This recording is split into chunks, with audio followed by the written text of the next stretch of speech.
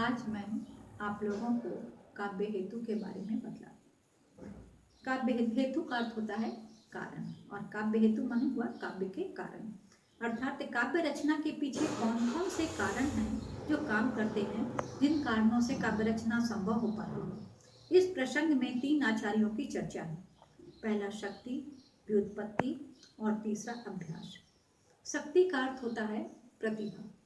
हर कोई व्यक्ति काव्य रचना नहीं कर सकता। जिसमें ये प्रतिभा होती है वही व्यक्ति काव्य रचना कर सकता है, और ये प्रतिभा जन्मजात होती है। तो क्या माने कहा जाता है कि जैसे कि अभी आपको कह दिया जाए कि आप इस विषय पे लिखिए, तो गद्य में आप लिख सकते हैं, लेकिन कविता के रूप में उसको लिख पाना ये सबके लिए संभव नहीं होता। और थोड़ा बहुत लिख भी लेगा तो उसमें वो सौंदर्य नहीं होगा जो एक महान काव्य में होता है। यही कारण है कि राम कथा को तो बहुत लोगों ने लिखा, लेकिन जो आनंद तुलसी की रामचरितमानस को पढ़ने पे प्राप्त होता है वो अन्य किसी माने रामचरितमानस को पढ़ने पे प्राप्त नहीं होता है। इसी प्रकार कृष्ण काव्य भी बहुत लोगों ने लिखा है, लेकिन इसमें सूरदास द्वारा रचित कृष्ण काव्य ही सर्वोपरि माना जाता है।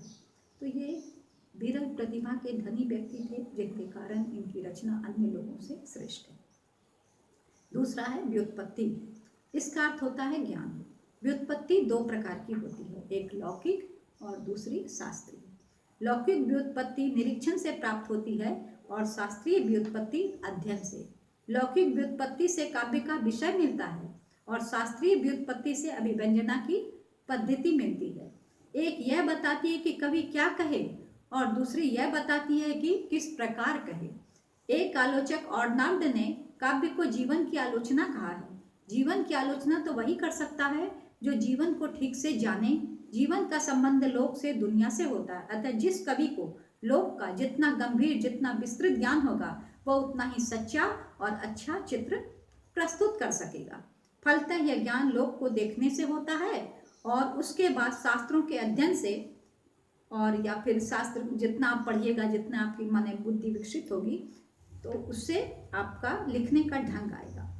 शास्त्र ज्ञान की अपेक्षा लोक ज्ञान अधिक उपयोगी है, क्योंकि वह प्रत्यक्ष रूप में अर्जित ज्ञान है, और काव्य का उत्कर्ष कवि की प्रतिभा के समान उसकी व्युत्पत्ति पर भी निर्भर करता है। व्युत्पत्ति को निपुणता भी कहते हैं। अब तीसरा है अभ्यास। काव्य का तीसरा हेतु है अभ्यास। प्रतिभा और व्युत्पत्ति के साथ अभ्यास का योग होने से काव्य रचना सुकर होती है। संस्कृत में एक कहावत है, दैवानी यान्ति वैफल्यम नाभ्यासस्तु कदाचन, अर्थात भाग्य धोखा दे सकता है परंतु अभ्यास कभी धोखा नहीं देता। बात यह है कि अभ्यास करते रहने से सारी बातें सदा प्रस्तुत होती रहती है, अतः उनका उपयोग अनायास हो सकता है। वे ही अभ्यास के अभाव में ध्यान से उतर जाती हैं। वही बात है, अगर हम अभ्यास करते हैं तो याद रहेंगे, अभ्यास छोड़ देंगे तो भुला जाएंगे। अतः उन्हें व्यवस्थित करने में समय लगता है। अभ्यास किसी काव्यज्ञ के निर्देशन में ही करना चाहिए।